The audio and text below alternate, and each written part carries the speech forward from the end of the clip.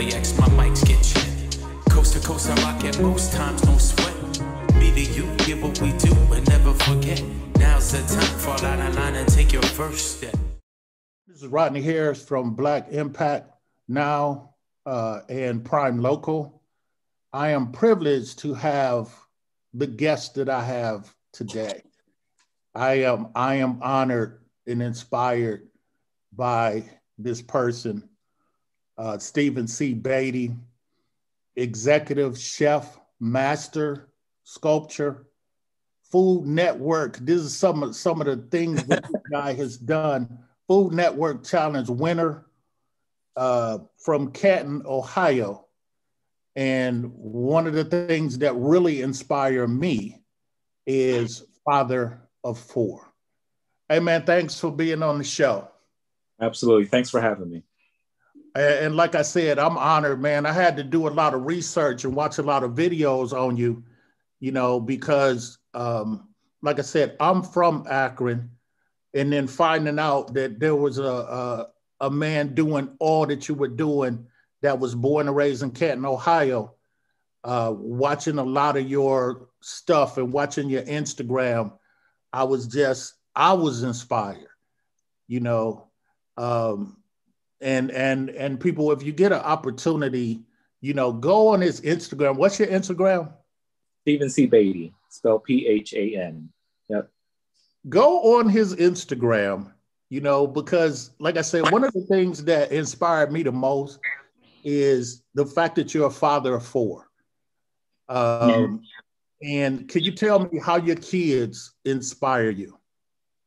So this is kind of crazy. So we're gonna go back even before the kids was born because we got to set the stage. Okay. So at the time when I was married, me and my wife, we had a child, and our first child was stillborn. And so you know, that's a whole nother level of pain to go through, and that you have to go through. And so at the time that when I did that, my son Seth was, you know, conceived, and Seth means God has given us a second chance. And so when Seth was born, I tell this story because I distinctly remember is that I got home out of the restaurant and I'm sitting in a chair in a nursery and I'm rocking him. He's still a young child. And I'm telling my son he could be anything he wants to be.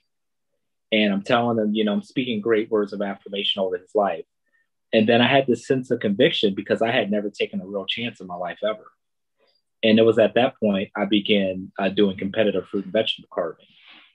And it was through the inspiration of my son because I was a fraud. How could I tell my son he can do anything and be anything in his life? I have never taken a chance myself. I was a hypocrite. And it was at that point that I began competing on a national level. And so that's my son. And so I think one of the greatest opportunities I have is that only a man can raise a man. And so to show my son that he could be a dreamer. But then I have three girls. And so one thing I never forgot someone told me is that you want to be the man that you want your daughters to marry. And so between my son and obviously my daughters, you know, they bring a great level of inspiration and they keep me inspired. They keep me in check and they keep my dreams and my reality pure. And so, because it always comes back to that connection with them.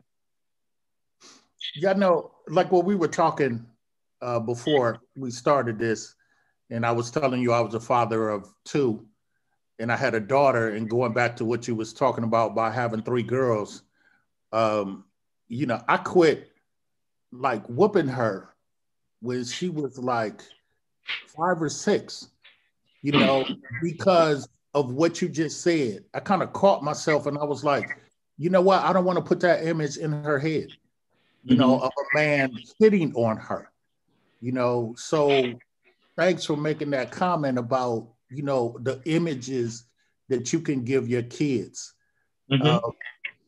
Okay, let's go Canton, Ohio. Like I said, yeah. I'm from Akron, you know, and I thought Cleveland was rough. I was first time going down to Akron. First time going down to Canton. And I was like, man, it is, we went over there to do an interview with the basketball player that played for Philly. Okay. and we were over on, I don't know what side of town it was, but I thought I had went to like the projects in New York. We were in Canton. So, you said you were from the projects in Canton. How hard is it? Was it for you to actually believe in yourself, number one? This is where, I had as twisted as it sounds, I had an interesting support system. So my brother Corey, he's my older brother. He's put the word in the streets: don't touch my brother, and don't let my brother get into any trouble. You got a problem with me. So number one, I always tell, even to this day, he's that protection. And even growing up in the projects, I grew up in the projects. I was 14 years old. Is that as twisted as it was, which it was a turning point even in my mom and dad's life, is that they still went to church no matter what demons they had in their own lives or struggles they had. On Sundays we went to church, and so there was always a sense of hope that was created that things would get better, And so I always my dad, which he was called Pops, even up until his unfortunately rest in power, is that my dad was that he had juice. My dad was one of the smartest guys that you would ever meet, that he had knowledge about no matter what it was, he can give you insight. And my mom, even out to this day, is that she has the ability to nurture. And so between the combination of the two, and I'm being the baby, they always wanted to make sure that I was safe and taken care of. But nonetheless, is that you learn a lot to be quick on your feet and think in the moment growing up in those type of environments. Okay. How did you get to the sculpture part? When you like a little kid, run around in the kitchen, cutting up the cucumbers, and your mama like, who keeps cutting up these cucumbers? How did you get to that? So I'm not artistic at all in the sense of being able to sit down and draw. I can't sculpt in the sense of like a traditional artist. I've never been interested in arts at all. It was actually when I was 18, 19 years old, when I was on my externship, that I met a chef from Hawaii that he used to carve and sculpt for the buffets at I worked at a 4-star, 4-diamond resort. And so they used to do things up, and I used to see him. I really didn't take an interest in it, but I always thought it was pretty cool. But when I was 19 years old, I was given an opportunity by a gentleman by the name of Dave Hennis to work in one of his long-term care facilities and open it up. And this is right in a wave where fine dining and more personal chef experience was offered in long-term care. And he gave me an opportunity. And that's one of the things that I went back to, was how to design my buffets and my eateries. And I used to do that. And I was hooked because he enjoyed it. And so I used to use pumpkin carving kits on watermelons, and I would put the pattern on it and poke holes and use a little saw. My first carvings were horrible. They were terrible. They were downright, they were embarrassing, but people enjoyed it because that was something that you only saw on a cruise ship. But then, I started doing my research, and that's when I fell in love with Thai style carving, which I'm known in the industry for, the very meticulous, avant-garde, very whimsical type thing. When it comes to the industry, that's what I've been known for, is that. And so it's been, I'm self-taught. I've never taken a class. I don't have a certification. This is just trial and error and dedication and commitment to the craft. How long does it take you to actually do that? Because it's a lot too. It depends on the design. So a simple design I can knock out in like 40 minutes. But my more complex designs, they take a multiple hours. You got to remember, you got to be 7 steps, 10 steps ahead of yourself. So that first cut that you make, you got to be thinking where I want to end up, either to the left, to the right, or up or down. You got to be able to scale that, because you're freestyling, you're eyeballing that, and you got to be able to make those cuts. So almost like chess. Correct. 100%. Okay. So are you planning it out? Is it something that you draw out, or this is just coming straight from the head? Coming straight from the head. And so a lot of times, depending on the medium that I'm using. So for instance, if I'm using a watermelon and I have the green and the red and the whites, I want to be able to bring that out. And so it's really important to me that wherever design or whatever pattern I use takes advantage of that.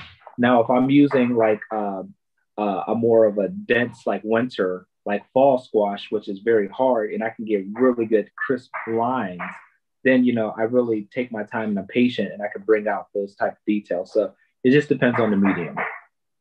Okay, so from your pictures of your carvings, that's how you got to the Food Network. Can you tell me a little bit about how that happened?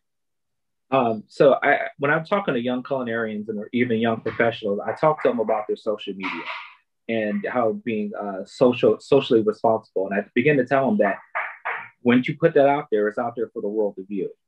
And so I believe in letting that be my visual portfolio. And that's what I did, is that I began to upload pictures on my social media and using hashtags. And so when people would research that and having a great reputation, when Food Network was like, yo, who are some of the most up and coming, you know, food artists, people began to name drop me and they began to research and see some of my stuff online. And that's when I got the phone call in 2015 and they asked me if I wanted to be a part of one of the first shows that I appeared on. Okay, and like I was watching the one interview that you did with the guy from Canton. I was watching that. That was a great interview too. In it, you said you bombed the first time. I did. Tell me, how do you come back from that? You know, mentally, how do you come back from that? I'm gonna tell you, I remember that moment so well, and I'm gonna tell you why I remember it, because it became a lot of the way I sign my emails, even to this day, is that I went out there and you got to remember, I had never worked with my teammates before.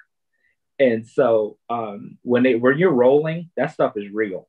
And you can't say, oh, pause, I messed up, let me start over. They like that. Like, that's drama. They want to see you stress out. They want to see you break down. And so I'll never forget Olaf. That's what it was. And that's when Frozen first came out, and we were constructing a Olaf, and my structure and my support wasn't right. And with that being said, it fell apart on national television in front of everybody. And millions of people saw this. They saw me fail live on television. Twitter crucified me. You know, people who don't know you, it's amazing the stuff they say about you, but they feel like they have something that they can, you know, hang over your head. And I went back to the green room with the team, Froggy and Beth, and I said, well, we're going to go home on our next challenge. We're just going to leave it all out there. And they says, all right, see. And I said, let's go. And so a lot of times when I sign my emails or whatever, I say, let's go. Because that's the moment where I said, I'm not playing it safe no more. I'm not adhering to the rules anymore. I'm going to lay it all out there. And that next challenge, we went out there and made one of the most gorgeous pieces that still holds true to this day. And, you know, Food Network loves to show it. And that's what we did. So I see, like, you've done stuff with John Sally, Michael Jordan. Mm-hmm. The first time you did something with somebody that society considers famous, mm-hmm. You know, how did you handle that mentally? I'm gonna tell you, there was a couple of times. I tell you, when I first met Deion Sanders, is when he got inducted to the Pro Football Hall of Fame. That's when he was married to Portia. I can't remember her name. She was just beautiful. And I never forget, because she walked up to me and says, hey, Deion's phone is about to die. Is there somewhere he could plug it in to charge it? And I unplugged the refrigerator. That's how nervous I was. I unplugged the refrigerator to plug in Deion Sanders' phone. But you know what? I tell you, I was raised that be respectful, to be kind. And so I had a good temperament about myself.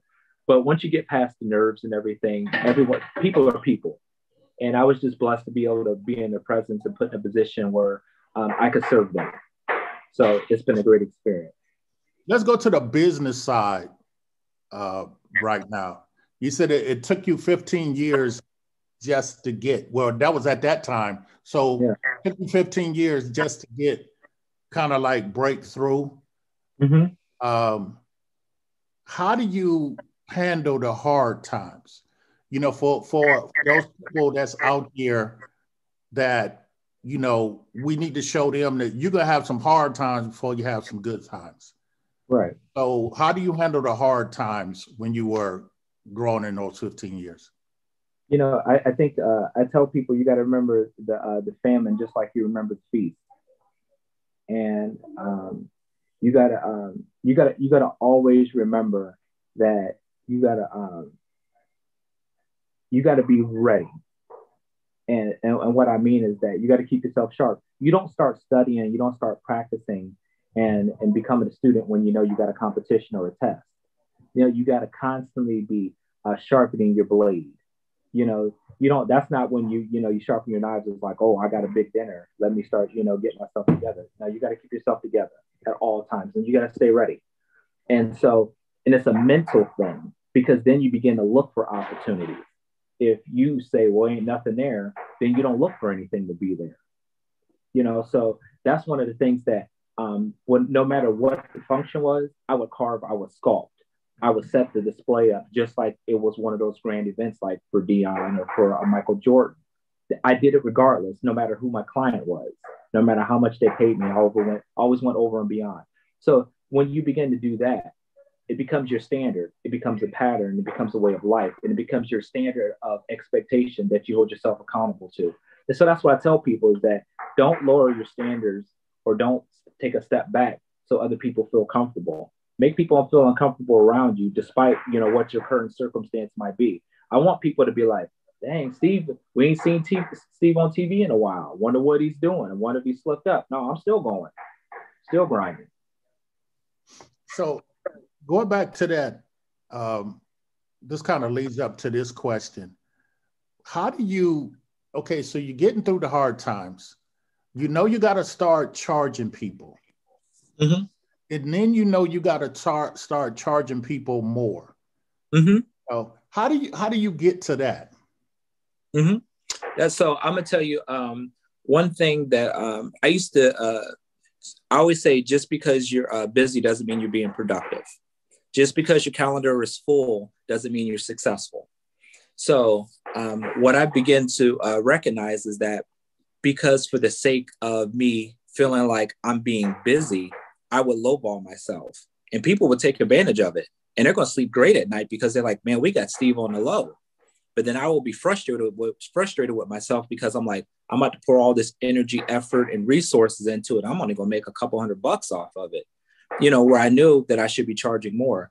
So then I had to draw a line in the sand and say, this is what I'm worth and I'm not going to budge. And I lost some clients. I lost plenty of clients, but then I had clients that says, you know what, we respect that. Okay. And this is what it is. But also in the process, when I began to take myself more serious. And what I mean is that I stopped doing handshakes.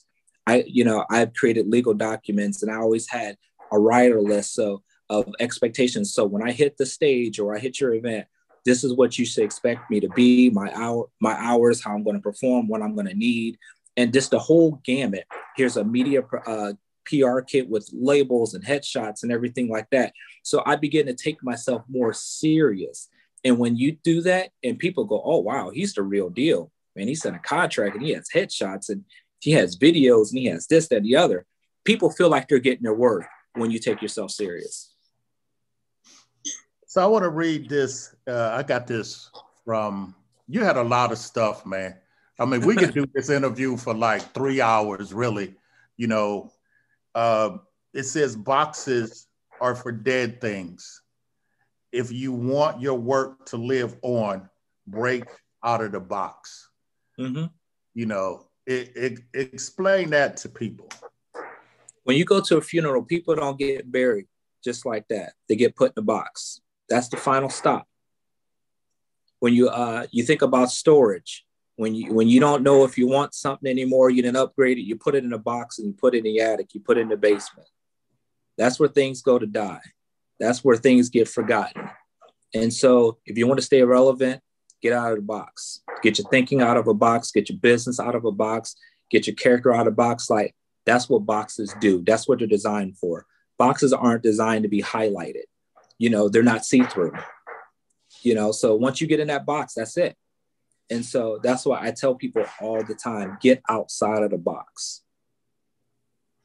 So this is my favorite one here.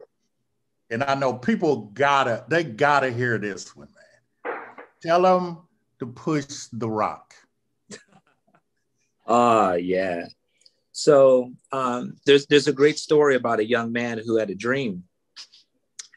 And in the midst of the dream, he prayed to God about it. And God said, all right, there's a big rock in the middle of town. He says, I want you to go push it. So the young man was like, rock has absolutely nothing to do with my dream, nothing to do with my goal, but I'm gonna go push the rock. And so the young man goes into the middle of town and begins pushing this rock.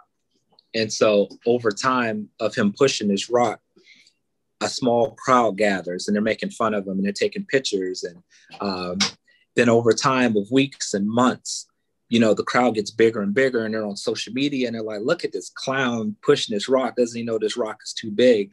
And every day the guy shows up. And in the midst of his frustration, one day he throws up his hands and he says, God, I'm done. I'm over this. People are making fun of me. Media, they're clowning me. Everyone got jokes.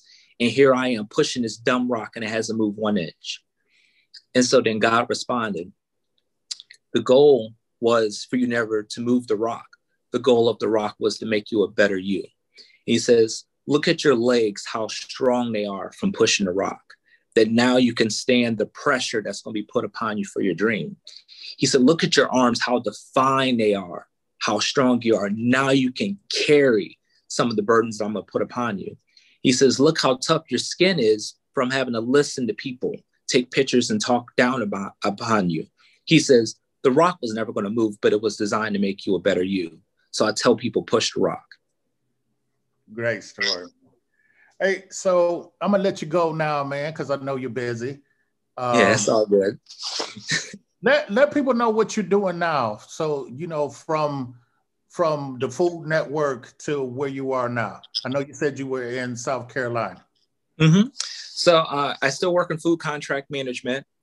That's kind of, I tell people that's kind of my Bruce Wayne by day.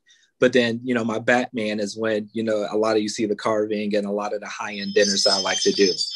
But like, for instance, last year, 2020, I competed in the Culinary Olympics in Stuttgart, Germany, and I won 2 awards in the Culinary Olympics. And, you know, I did another Food Network show last year. And so, unfortunately, with COVID, things have slowed down. But once again, a lot of self-investing. I'm taking advantage of this time to be a dad and, you know, and really root. And once again, I'm going back to basics, you know. So unfortunately, I think sometimes when you're riding this high wave, what do you do when it comes crashing down and people, the Michael Jordans aren't calling you like they used to? And so now you get a chance to reinvest inside yourself. And so I'm definitely been taking advantage of this time when things have been a little slower to breathe and kind of be more strategic. And once again, is that not take every opportunity, because just because it's an opportunity doesn't mean it's a good opportunity. So definitely been trying to cherry pick and make my next move accordingly. Okay, so give everybody your social media stuff. I know, I love your Instagram, man. I'll be on there watching. I know you were teaching your son how to do cookies or something. Like, roll them, you know, and your daughter, the little one, she was on your leg and she was trying to get in the shot. Yeah. So yeah. Your social media stuff. Instagram, Facebook, Twitter, or YouTube, Stephan C. Baity, StephanCBaity, hashtag Stephan C. Baity, hashtag graffiti carving on any social media platform. So, Chef Baity, thanks for giving us the time, man. Like I said, I'm honored. And I got one more thing to say to you, brother. That TV show is coming. I appreciate it. Thank you. So, see you later, man. Thank you. All right.